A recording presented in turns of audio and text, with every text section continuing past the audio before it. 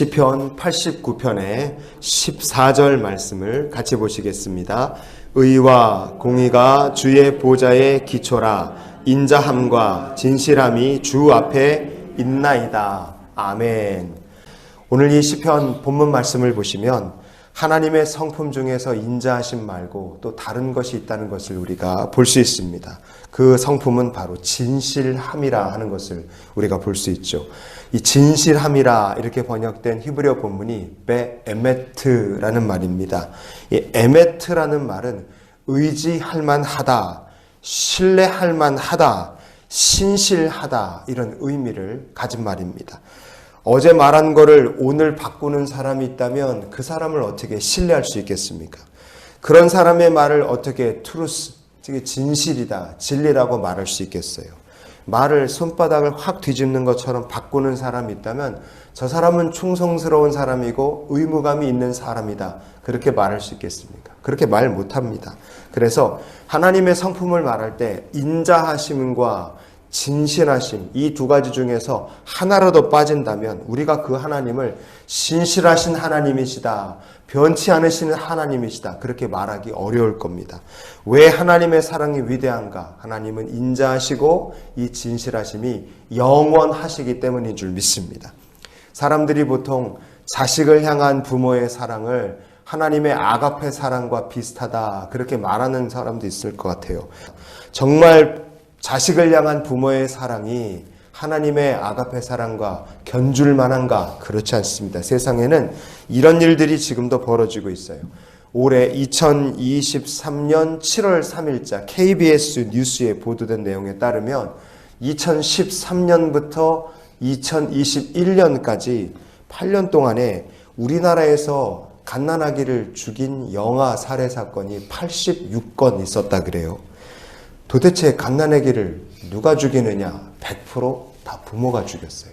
다 부모가 죽였고 여성이 78명 그리고 남성이 8명이었습니다. 무슨 사연이 있었는지 모르지만 진짜 안타깝고 끔찍하죠. 같은 기간에 태어난 애를 죽이진 않았지만 갖다가 버린 사람들이 있어요. 그 영아 유기 사건이 똑같은 기간 동안에 286건이 있었다 그래요. 연평균으로 하면 영아 살해는 8.3건, 영아 유기 사건은 28.6건이었다고 합니다.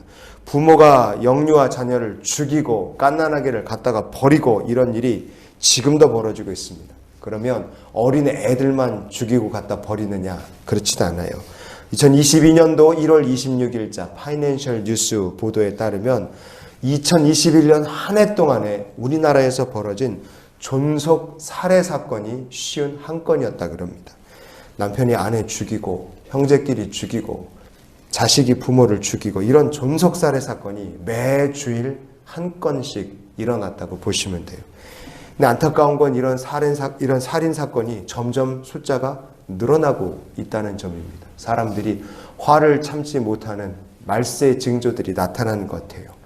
여러분, 부모가 자식에게 베푸는 사랑인 스톨게, 친구와 친구 간의 우정과 사랑을 뜻하는 필레오, 남자와 여자의 사랑을 뜻하는 에로스, 이 모든 사랑들이 다 세상에 아름다운 사랑도 있고 귀한 사랑도 있어요. 그러나 그렇게 아름다워 보이고 귀해 보이지만 그 사랑이 우리를 향하신 하나님의 그 아가페 사랑에는 갖다가 비교할 수도 없는 하찮은 것이라 이겁니다. 왜냐? 그 사랑이란 것이 영원하지 못하지. 시간 지나면 바뀌지. 조건 따라서 바뀌지. 상황 따라서 변질되지. 그렇기 때문에 그렇습니다. 여러분, 그렇지만 택하신 백성을 향하신 하나님의 태도는 어떠하신가? 성경은 우리에게 이렇게 말씀해 줍니다.